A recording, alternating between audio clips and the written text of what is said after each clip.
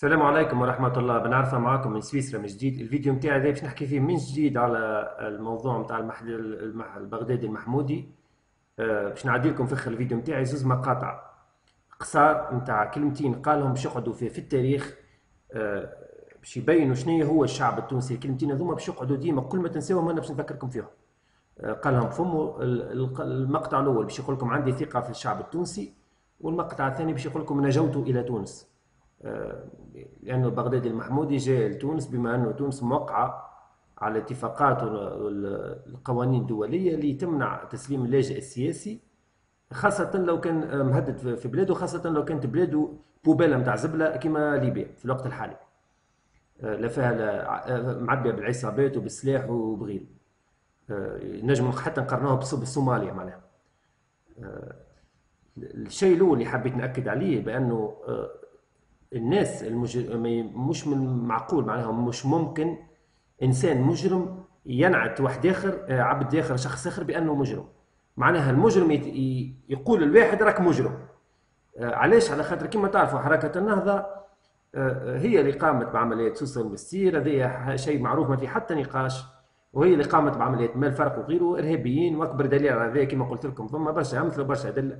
الكندا ما حبش تعمل الانتخابات على ارضها، ارهابيين والدوسيات نتاعهم معروفه موجوده في العالم الكل. وامريكا راشد الغنوشي كان عام 20 ممنوع عليه 20 سنه باش يدخل لها، والى غيره معناها ارهابيين، معناها مجرمين. كي يجيو اليوم النهضه يقولوا على بغداد المحمودي، يقولوا احنا تونس ماهيش مرتع المجرمين، انتم بدكم مجرمين. اخر ناس ينجموا ينعتوا المحمودي بالمجرم هم انتم، لانكم انتم مجرمين. ثانيا الشخص بريء حتى تثبت ادانته.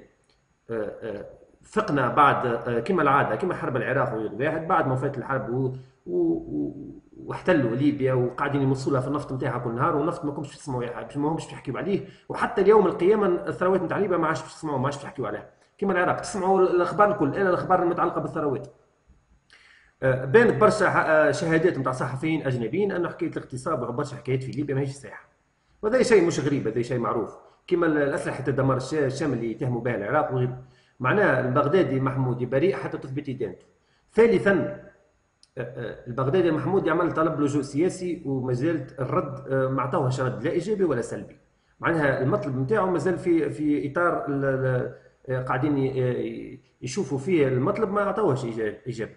معناها من جميع النواحي فضيحه كبيره، مصيبه، شيء يحشم، شيء يحشم اي انسان تونسي بعقله بالطبيعه، خلاف جرذان الناتو نتاع النهضه هذوك ما نحكيوش عليهم، هذوك ما همش توانسه. اخيرا قبل ما نعطيكم المقاطع نحب ناكد على حاجه. جرذان الناتو نتاع النهضه فما جرذان الناتو نتاع ليبيا، فتو بيانتو باش يوليو جرذان نتاع مصر وغيره، لانه هي الربيع الجرذاني مش الربيع العربي. الجرذان نتاع النهضه كانوا عاملين لجوء سياسي في مختلف انحاء العالم، خاصه في اوروبا استقبلتهم هم واستقبلت عائلاتهم، واعطتهم اللجوء واعطتهم الباسبورات والجنسيات واعطتهم الفلوس، وقراوا واللي قرا اولاده واللي المهم حلت لهم كما يقولوا جميع الابواب، ما لقاو حتى صعوبات، اعطتهم الاوراق، ما سلمت حتى منهم واحد للزين، بما انه القوانين الدوليه ما تسمحش بالشيء هذايا. المصيبه الكبيره والشيء اللي يوريكم السقوطيه نتاع الناس هذوما، ما يسواش، ما يتهزوش بمقص النار، لا عندهم لا اخلاق لا ذات لا صفات لا تربيه لا اصل لا وطنيه لا حشمه لا حتى شيء. هما لاجئين حياتهم كل في اللجوء، جاهم البغدادي ما عطاوش اللجوء. معناها شوفوا المصيبه كيفاش. كما قلت لكم ما نطولش عليكم وزايد الكلام ومعكم انتم زايد. وصمة عار هذه كما قلت لكم على شعب كامل، على تونس 11 مليون تونسي، هذه وصمة عار عليكم. قلت لكم قبل نزيد نعاودها لكم.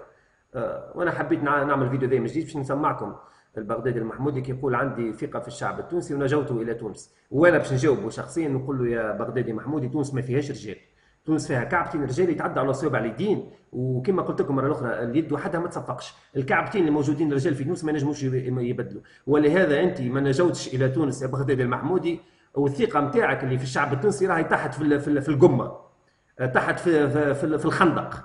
الشعب التونسي اللي يعمل فيه الثقه نهايته كما نهايتك انت، كما نهايه نتاع جرحى الثوره، وكما نهايه عائلات الشهداء. اي انسان يثيق في ناس وفي شعب كيف هذا نهايته مع الاسف كما نهايه البغدادي المحمودي.